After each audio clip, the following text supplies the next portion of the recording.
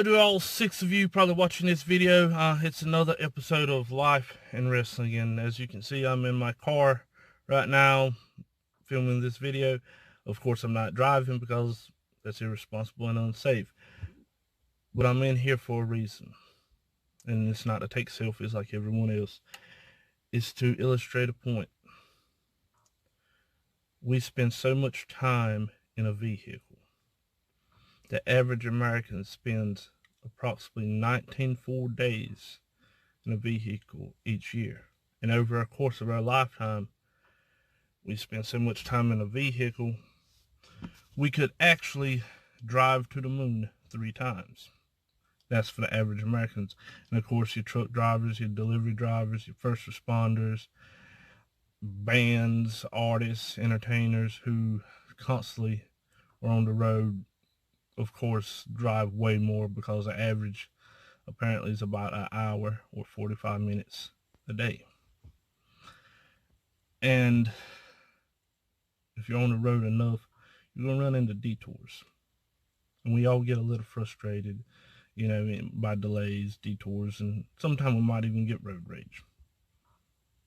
But there's often a reason for the detours and a blessing.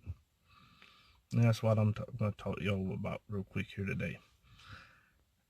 Back in the first weekend of November of 2019, I was scheduled and booked to be wrestling in Picayune, Mississippi. So we had this scheduled out. We was going to leave early Friday morning, arrive there Friday night. So my first stop was to pick up my buddy Steven. Now, I know Steven's usually late, so he knows I know him pretty well at this here time, so I always tell him 15 minutes ahead of time what time I actually really need to meet him there.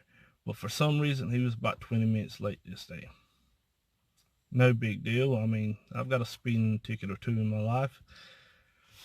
So once he arrived, about 20 minutes late, our next destination was to meet up with George in Concord, North Carolina. Now, I was coming from Pembroke, which is approximately a little over an 11-hour drive to Picayune. So I've been to George's house tons of times, slept on his couch, you know, on our way to another show the next day. I could get to his house with my eyes closed, just about. We were about 15 minutes from his house, and all of a sudden the road was shut down. There was no warning signs, no detour signs in sight, but the road was shut down. So I turned off on a little side road, and another road was shut down. And as many times I've been to his house, I've always took 1 or 2 ways. I've never explored these little back roads. So eventually, we got to George's house. We loaded up my truck with several other wrestlers, and we were on our way to around the Hickory area for our next stop, where we're going to meet up with the rest of the wrestlers. Once we got there, we loaded up the van we was going to drive to Mississippi, and all of a sudden another van arrived, and we had to unload the original van and load this one up.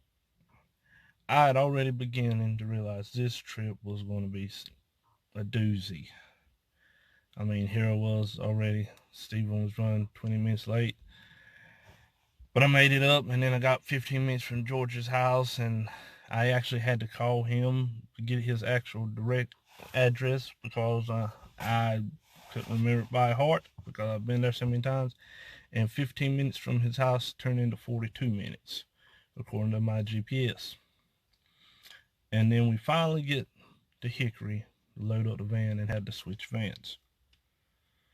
Well, from Hickory on through Atlanta, it was smooth sailing. Once we got outside of Atlanta and started coming into the Alabama borderline, we found an interstate that was shut down, and we had to take another detour. Again, this trip was beginning to be a headache filled with detours and delays every which way. Then we got into Mississippi on I-65, and all of a sudden we seen a huge cloud of smoke. When I say a huge cloud, I mean you could barely see anything but smoke. And when the smoke kind of cleared, when we looked to our left, there was a car headed right to the side of the van we were in. And you could roll down the window and touch the hood of this car. And it was by God's good grace that the car did not hit us, because if that car would have hit us at the rate of speed it was going, surely it would have killed all 7 of us in that car, and it would have probably killed the driver as well.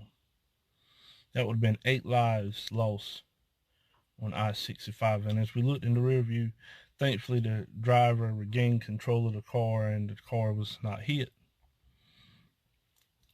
And the car actually started driving normal behind us, and thankfully, hopefully everything was fine.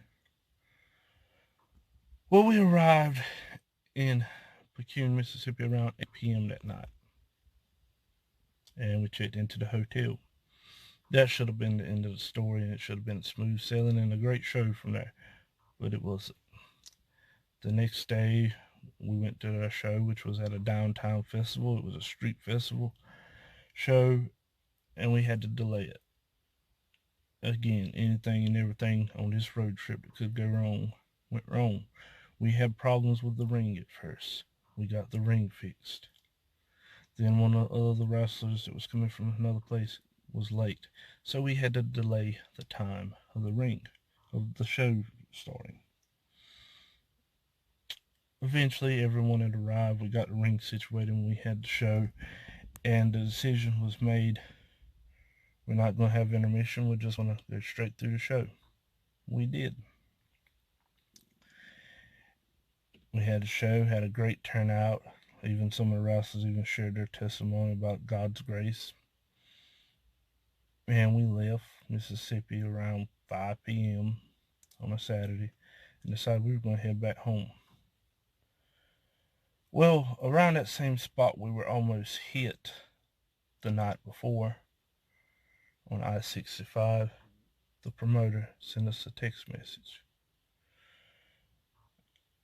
And we all read it. And we were shocked to see what Danny had sent us. A mother named Melissa and her husband and her child had attended this show. Her husband got saved at that show from between us sharing God's goodness and testimony, but her son also got saved.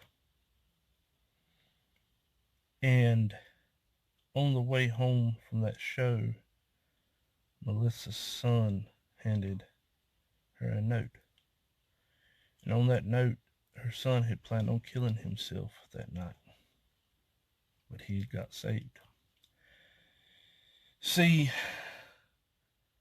before we got to Mississippi, we ran across all kinds of delays and detours, and we were frustrated.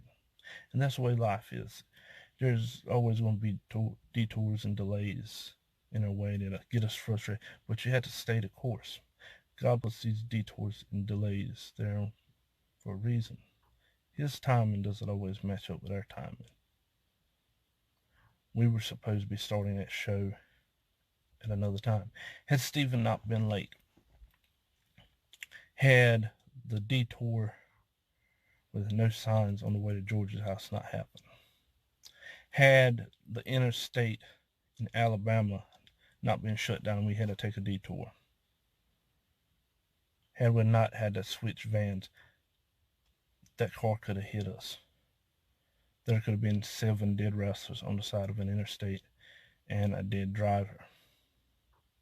And then the next day at the show, had we not had problems with the ring, had the other wrestlers not been late, had we not delayed the start time of the show, or had we went through an intermission and the fan decided to leave, a mother could have been mourning the loss of her child right now. So our timing and our plans no matter how great and how precise we think they are. We need to be more prepared, because God's timing is the correct timing. Our timing is the desired timing. And God's timing has a purpose. So next time you face a delay or a detour, don't stress it.